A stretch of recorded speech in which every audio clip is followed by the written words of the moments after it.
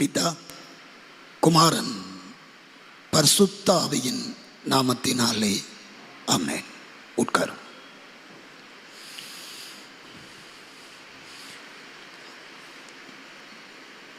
அன்புக்குரியவர்களே, இந்த நல்ல காலை வேளையிலே உங்கள் அனைவருக்கும் மீண்டும் அன்பான வாழ்த்துக்களை கூறிக்கொள்கின்றோம். நம்முடைய திருச்சபையின் 127வது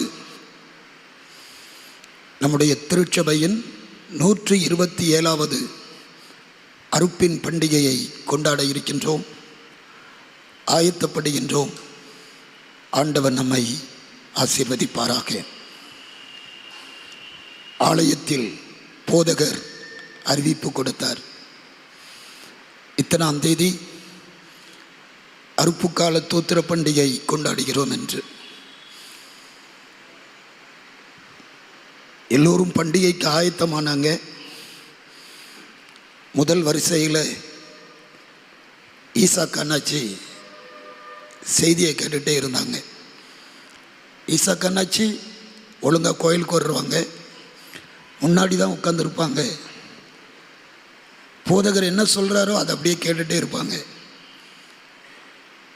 போதகர் அருப்பின் பண்டிகை குறித்தும் அந்த பண்டிகையில் நம்ம என்ன செய்யணுங்கிறத குறித்தும் சொல்லிக்கொண்டே இருந்தார். ஆராதனை முடிந்தது. ஈசா கண்ணாச்சி வீட்டுக்கு போயிட்டாங்க. தன்னுடைய மனைவியோடு பிள்ளைகளோடு பேசினாங்க. இந்த வருஷம் நமக்கு மழை தாழ்ச்சியாக இருக்கிறது, சரியாக மழை பெய்யல. நம்ம ஐயா வேறு கோயிலில் இத்தனாம் தேதி அருப்பின் பண்டிகை கொண்டாடுறோன்னு சொல்லி அறிவிப்பு கொடுத்துட்டாங்க. எல்லாரும் ஆண்டவர் உங்களுக்கு தந்த ஆசீர்வாதத்திலிருந்து கர்த்தருக்கு காணிக்கை கொடுக்க வாங்க, இது கடவுளுக்கு என்று நாம் கொடுக்கின்ற ஒரு பண்டிகை என்று சொல்லிட்டாங்க. மழைத்தாழ்ச்சி இருக்கிறதுனால விவசாயம் சரியாக இல்லை. ஆலயத்தில் கொண்டு காணிக்க படைக்கணும், என்ன செய்யணும்னு சொல்லி எனக்கு தெரியல அப்படின்னு சொல்லி ஈசா கண்ணாச்சி தன் மனைவி பிள்ளைகளோடு பேசிட்டு தோட்டத்துக்கு போயிட்டாங்க. குறிப்பிட்ட நாள் வந்தது. அருப்புக்கால பண்டிகை ஆலயத்தில் சிறப்பாக நடைபெற்றது. எல்லோரும் கொண்டு காணிக்க படைச்சாங்க. ஈசா கண்ணாச்சியும் வந்து காணிக்க படைச்சாங்க. பண்டிகை முடிந்தது. பண்டிகையின் கொண்டாட்டங்கள் எல்லாம் நிறைவு பெற்றது. தொடர்ந்து வாரந்தோறும் நடைபெறுகின்ற ஆராதனைகள் நடக்க ஆரம்பித்தது. போதகர் அவர் எப்பவுமே புல்பிட்டில் வந்த உடனே பார்க்கக்கூடிய முதல் ஆள் ஈசா கண்ணாச்சி. தொடர்ந்து ஒரு மாதமாக ஈசா கண்ணாச்சி வரல, ஆலயத்துக்கு வரல. போதகருக்கு ரொம்ப உள்ளத்தில் ஒரு நெருடல். அண்ணாச்சி ஒழுங்காக வந்துடுவாங்க, ஒரு வாரமாக ஒரு மாதமாக கோயிலுக்கு வரலையே. ஆராதனை முடிஞ்ச உடனே உபதேசியாரை கூப்பிட்டாங்க. சார், நம்ம ஈசா கண்ணாச்சி ஒரு மாதமாக வரல, நான் அதை வாட்ச் பண்ணிகிட்டு இருக்கிறேன், என்னன்னு உங்களுக்கு தெரியுமா அப்படின்னு சொல்லி கேட்டார். உடனே உபதேசியார் சொன்னார், ஆமாங்க ஐயா, நானும் அதைத்தான் ஐயா யோசித்தேன், உங்கள்கிட்ட சொல்லணும்னு சொல்லி நினச்சேன். ஈசா கண்ணாச்சி இப்போ கொஞ்ச நாளாக வரல.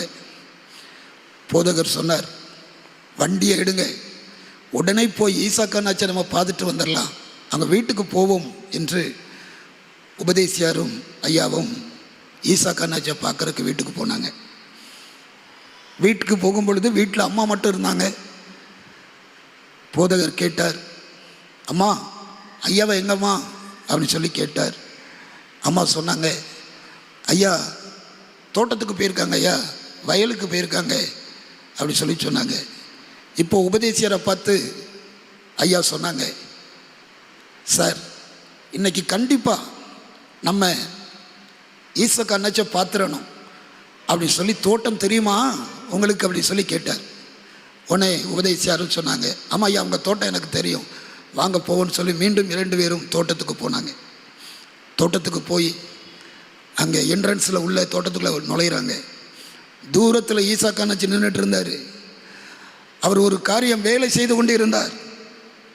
அதை பார்த்த உடனே போதகர் ஷாக் ஆகிட்டார். ஈசாக் அண்ணாச்சி இங்கேருந்து கூப்பிட்டாரு. ஈசாக் அண்ணாச்சி, ஈசாக் அண்ணாச்சி, நீங்கள் என்ன பண்ணிட்டு இருக்கிறீங்க, என்ன செய்து கொண்டு இருக்கிறீங்கன்னு சொல்லி உணர்ச்சி வசப்பட்டு போதகர் வேகமாக கூப்பிட்டார். ஈசாக் அண்ணாச்சி உழுதுட்டு இருந்தாங்க. அப்படியே கலப்பையை போட்டுட்டு, ஐயா வாங்க, ஐயா வாங்க, திடீர்னு இங்கே வந்துட்டீங்களே அப்படின்னு சொல்லி வேகமாக ஓடி வந்தாங்க. போதகர் ஈசாக் அண்ணாச்சி கையை பிடிச்சிட்டு, என்ன அண்ணாச்சி நீங்கள் பண்ணிட்டு இருக்கிறீங்க, ஏன் இந்த சூழல் அப்படின்னு சொல்லி கேட்டார். ஈசாக் அண்ணாச்சி சொன்னாங்க, ஐயா அர்ப்பின் பண்டிகைன்னு சொன்னீங்க, ஆலயத்துக்கு நான் வந்த பொழுது அர்ப்பின் பண்டிகைக்கு ஏதாவது ஆண்டவருக்கு படைக்கணும் கொடுக்கணும்னு சொல்லி நான் நினச்சேன். மழையில் பார்த்தீங்களா ஒன்றும் இல்லை, விளையில, ஆகவே விளைச்சல் இல்லை, கையிலையும் காசு இல்லை. வீட்டுக்கு வந்து என் மனைவிட்டையும் பிள்ளைகள்கிட்ட கேட்டேன், பண்டிகை வந்துடுச்சு, காணிக்க படைக்கணும், என்ன செய்யணும் எனக்கு தெரியலையே அப்படி சொன்னேன். எல்லாரும் சொன்னாங்க, வீட்டில் நம்மகிட்ட 2 காளை மாடுகள் இருக்குது, நாம் ஏறு உழுவதற்கு, அதில் ஒரு மாட்டை கொண்டு நம்ம கொடுத்துட்டோன்னா அதை காணிக்க வச்சிடலான்னு சொல்லி சொன்னாங்க. நான் சந்தையில் கொண்டு போய் அந்த மாடு விற்றுட்டாயா காணிக்க கொண்டு வச்சேன். ஆனால் மழை தண்ணி இல்லை பார்த்தீங்களா. அடுத்து நான் ஆலயத்துக்கு வரணும்னு சொல்லி யோசித்தேன். என்னுடைய மேல் சட்டை கிழிஞ்சு போயிட்டு பழமையாக போயிடுச்சு. அது கொஞ்சம் கந்தலாக இருந்ததுனால அந்த மேல் சட்டையோடு எப்படி வரையான்னு சொல்லி யோசித்தேன். ஆகவே பாருங்கய்யா, கொஞ்சம் காய்கறி போட்டிருக்கேன். இந்த காய்கறி அடுத்த வாரத்தில் மார்க்கெட்டில் போட்டுருவேன், கொண்டு போய் மார்க்கெட்டில் போட்டுருவேன். போட்ட பிறகு ஒரு புதுசு ஒரு மேல் சட்டை வாங்கி போட்டுட்டு அதுக்கு பிறகு நான் ஆலயத்து வரலான்னு சொல்லி யோசிச்சிருக்கேன் ஐயா அப்படின்னு சொல்லி ஈசாக் அண்ணாச்சி சொன்னாங்க. போதகர் கேட்டார், சரி இருக்கட்டும் அண்ணாச்சி, அதுக்கு இப்படியா நீங்கள் உழணும், இப்படி அவங்க வேலையை செய்யணும் அப்படி சொன்னார். ஈசாக் அண்ணாச்சி என்ன செஞ்சாங்க தெரியுமா, அந்த கலப்பையில் ஒரு பக்கம் அவர்கிட்ட இருந்த ஒரு காளை மாடு ஒன்றை வித்துட்டார். அதனால் ஒரு பக்கம் ஒரு காளை மாடையும் கலப்பையின் இன்னொரு பக்கத்திலே தன் மகனையும் இழுக்க வைத்திருந்தார்.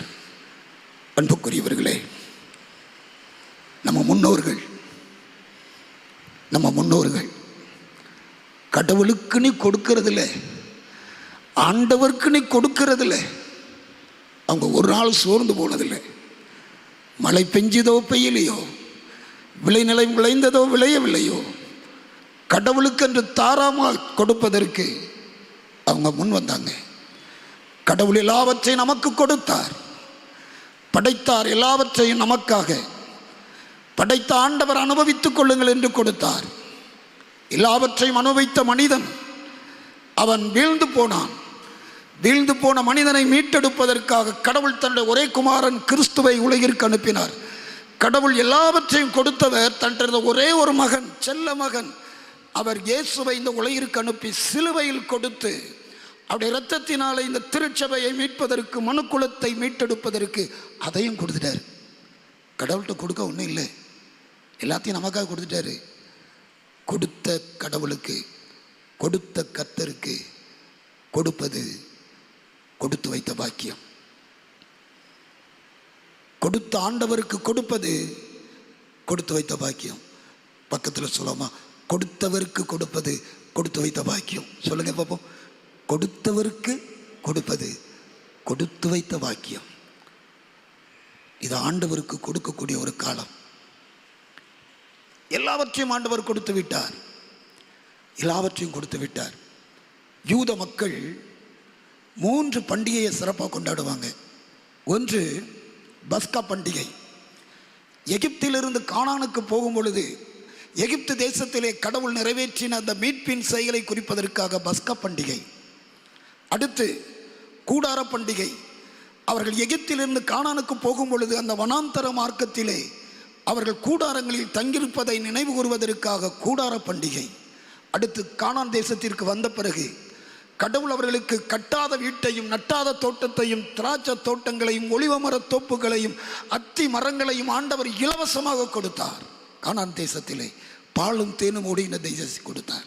கர்த்தர் சொன்னார், சேர்ப்பு கால பண்டிகை நீங்கள் ஆசரிக்கணும், சேர்ப்பு கால பண்டிகை ஆசரிக்கணும். 3 பண்டிகைக்கும் யூத ஜனங்கள் எங்கே இருந்தாலும் வந்துடுவாங்க. ஏன் தெரியுமா? அது கடவுள் அவர்களுக்கு கொடுத்த கட்டளை. உபாகமத்தின் புத்தகம் 16வது அதிகாரத்திலே பாருங்கள்.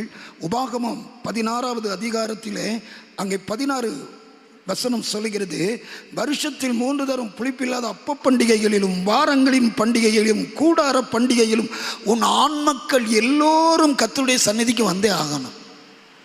கடவுளுடைய சந்நிதிக்கு வந்தாகணும். அது எங்கே இருந்தாலும் சரி, எவ்வளவு தூரத்தில் இருந்தாலும் சரி. நீங்கள் உபாகமத்தின் புத்தகத்தில் இன்னும் படிச்சிங்கன்னா பாருங்கள், 14ஆம் அதிகாரம் 23வது வசனத்தில் 24வது வசனத்தில் நீங்கள் படிச்சிங்கன்னா எவ்வளவு தூரத்தில் இருந்தாலும் நீங்கள் பண்டிகைக்கு வந்துடணும், பண்டிகைக்கு வந்துடணும். உபாகமம் 14ஆம் அதிகாரத்தில் சொல்லுவார், தூரத்திலிருந்து நீங்கள் வரும் பொழுது பொருட்களை கொண்டு வர முடியாது. அந்த பொருட்களை நீங்கள் பணமாக கொண்டு வந்து அங்கே எருசலேமுக்குள் வந்த பிறகு அதை வாங்கி நீங்கள் ஆண்டவருக்கு காணிக்கை படையுங்கள். வருஷத்துக்கு ஒரு முறை பாருங்கள், அங்கே சொல்லப்பட்டு இருக்கிறது, வருஷத்தோறும் நீ விதைக்கிற விதைப்பின் வயலினால் விளையும் எல்லா பலனிலும் கர்த்தருக்கென்று நீங்கள் கொடுக்கணும். நீங்கள் கேட்கலாம், எங்களுக்கு எங்கேயா விலை நிலையம் இருக்குது? இல்லை, உழைப்பதற்கு ஆண்டவர் ஆரோக்கியம் கொடுத்திருக்கிறார், நல்ல வேலையை கொடுத்திருக்கிறார், நல்ல தொழிலை கொடுத்திருக்கிறார், வியாபாரத்தை கொடுத்திருக்கிறார், நல்ல மருத்துவ பணிகளை கொடுத்திருக்கிறார், அடுத்து பொறியியல் பணியை கொடுத்திருக்கிறார், கல்லூரிகளிலே நல்ல வேலைகளை கொடுத்திருக்கிறார், பாடசாலைகளிலே ஆசிரியர்களாக நம்மை பயன்படுத்துகிறார், கைவேலை செய்வதற்கு ஆரோக்கியத்தை தந்திருக்கிறார். உழைக்கின்ற உழைப்பு அனைத்தும் ஆண்டவர் தந்தது, கர்த்தர் தந்தது, கர்த்தர் தந்தது.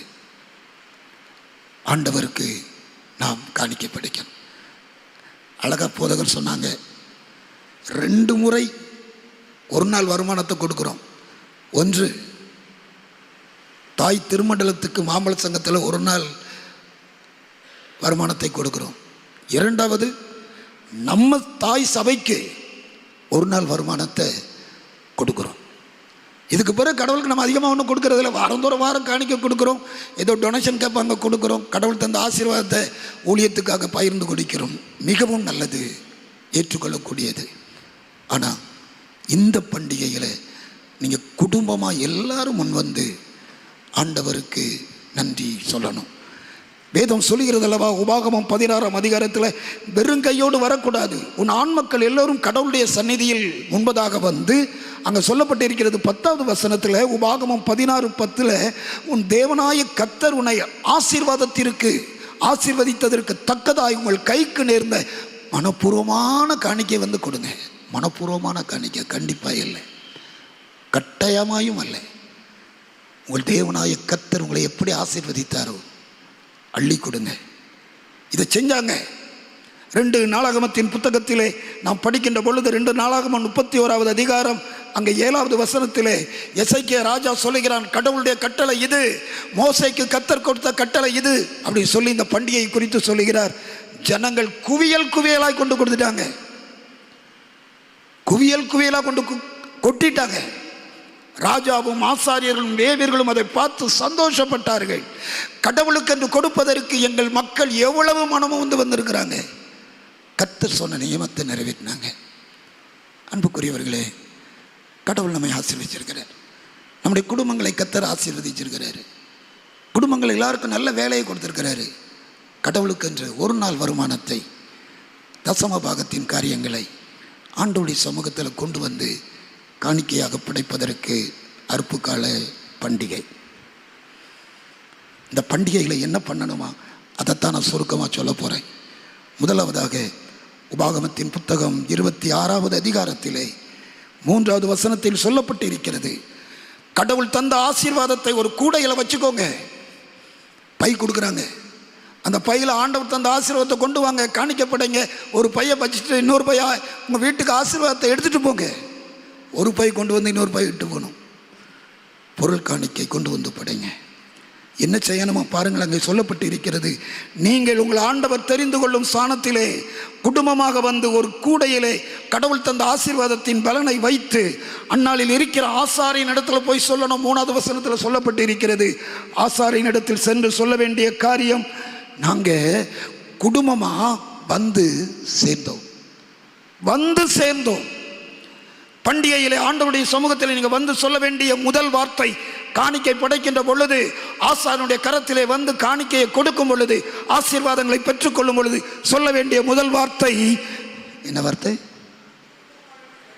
சொல்ல மாட்டேங்கிறீங்களே. வந்து சேர்ந்தோம்.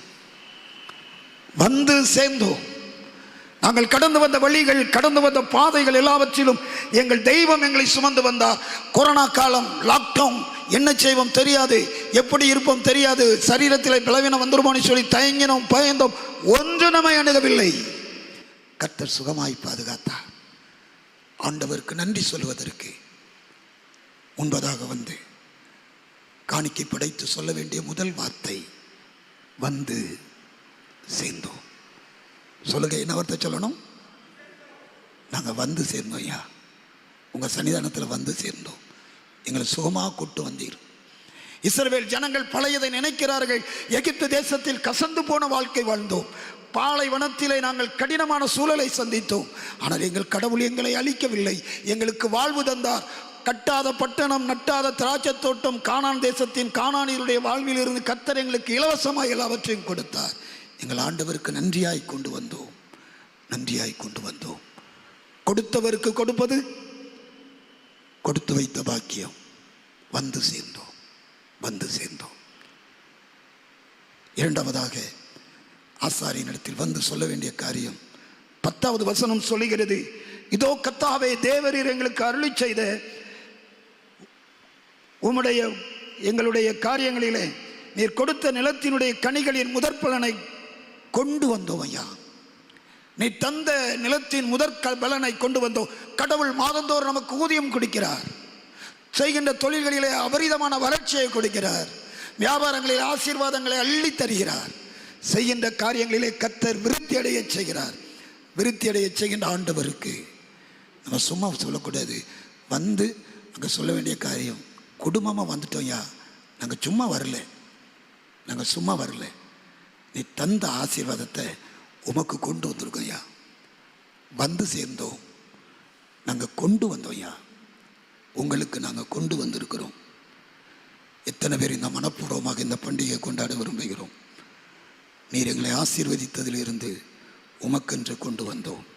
கடைசியாக 3வதாக அங்கே சொல்லப்பட்டிருக்கிறது, 13வது வசனத்திலே சொல்லப்பட்டிருக்கிறது, நான் பரிசுத்தமான பொருட்களை என் வீட்டிலிருந்து எடுத்து வந்து, மத்திய பகுதி 13வது வசனம், உபாகமம் 26:13, நான் பரிசுத்தமான பொருட்களை என் வீட்டிலிருந்து எடுத்து வந்து லேவியனுக்கும் பரதேசிக்கும் திக்கற்ற பிள்ளைக்கும் விதவைக்கும் நான் கொடுத்துட்டு வந்தேன்.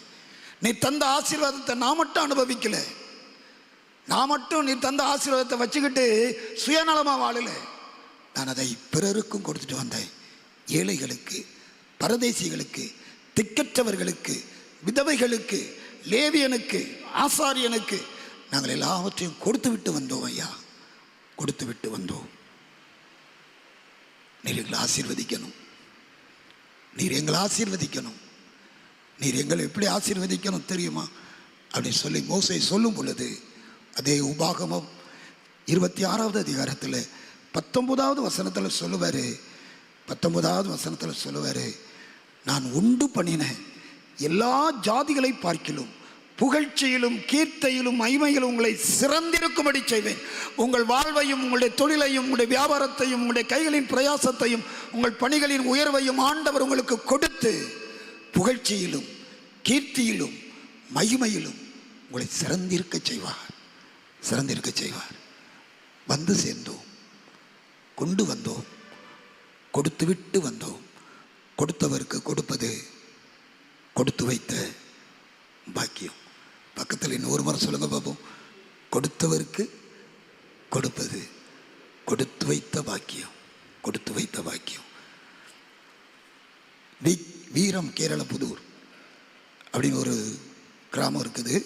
சுரண்டைக்கு போகிற வழியில் இருக்குது. சுரண்டைக்கு போகிற வழியில் நான் அங்கே பணி செய்த பொழுது அங்கே ஒரு சின்ன ஆலயம், நம்ம ஆல்டர் இவ்வளோ தான் இருக்கும், இந்த கோயர் இருக்காங்கல்ல இவ்வளோ தான் அந்த ஆலயம். அந்த ஆலயத்தில் நான் ஆராதனைக்கு போகும் பொழுதெல்லாம் ஒரு காரியத்தை பார்ப்பேன். அங்கே ஆலயத்துக்கு போகும் பொழுதெல்லாம் ஒரு காரியத்தை பார்ப்பேன். 10 பேர் அல்லட்ட ஒரு 7 பேர் தான் வருவாங்க. சின்ன சபை, 2-3 வீடுகள் தான். 6 பேர் அல்லட்ட ஒரு 7 பேர் 10 பேருக்குள்ளே தான் இருப்பாங்க. அந்த ஆலயத்துக்கு முன்னாடி ஒரு பேருந்து நிலையம். அந்த பேருந்து நிலையத்தில் ஒரு சகோதரி வாழ்ந்து வந்தார்கள். அந்த ஆராதனைக்கு ஆலயம் திறந்து மணி அடித்தா போதும் ஆல்டரில் முன்னாடி வந்து உட்காந்துருவாங்க. சர்ச்சில் முன்னாடி வந்து உட்காந்துருப்பாங்க. அந்த அம்மாவை பார்க்குறதுக்கு எனக்கு ரொம்ப கஷ்டமாக இருக்கும். ஏன்னா அந்த அம்மா கட்டியிருக்கின்ற ஆடை பழமை கிழிந்து போய் இருக்கும். தலையில் எண்ணெய் இருக்காது. பார்ப்பதற்கு சற்று அவர்களுடைய தோற்றம் வித்தியாசமாக இருக்கும். ஆனால் முன்னாடி வந்து உட்கார்ந்துருப்பாங்க. அந்த பேருந்து நிலையம் தான் அவங்க வீடு. அந்த பேருந்து நிலையம் தான் அவர்கள் தங்கியிருக்கின்ற இடம். சற்று மனம் பாதித்தவர்கள் அங்கே வர்றவங்கட்டெல்லாம் யாசித்து தன்னுடைய அன்றாட உணவுக்காக மற்றவர்களிடத்தில் கேட்டு வாங்குகின்ற யாசித்து வைத்திருக்கின்ற அந்த காசை தன்னுடைய சேலையின் அங்கே அந்த முந்தானையில் அழகாக ஒரு முடிச்சு போட்டு கட்டி வச்சுருப்பாங்க.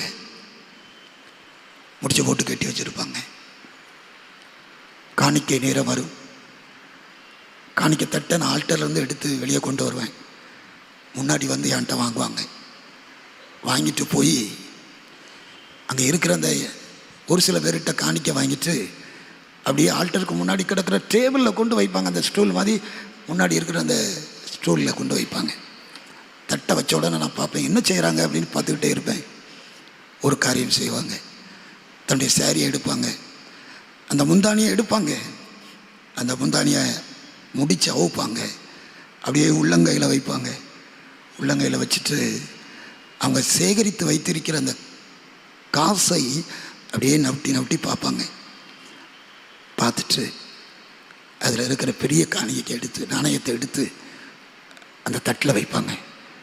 அப்படியே தூக்கி கொண்டு ஆல்டரில் தருவாங்க. அந்த தட்டை வாங்கும் பொழுது சில நேரங்களிலே என்னுடைய கண்களிலே தண்ணீர் வந்திருக்கிறது. கடவுள் நமக்கு எவ்வளவு ஆசீர்வாதங்களை தந்திருக்கிறார். கடவுள் நமக்கு எவ்வளவு பாக்கியத்தை கொடுத்திருக்கிறார். எத்தனையோ நன்மைகளை கடவுள் செய்து கொண்டே இருக்கிறார்.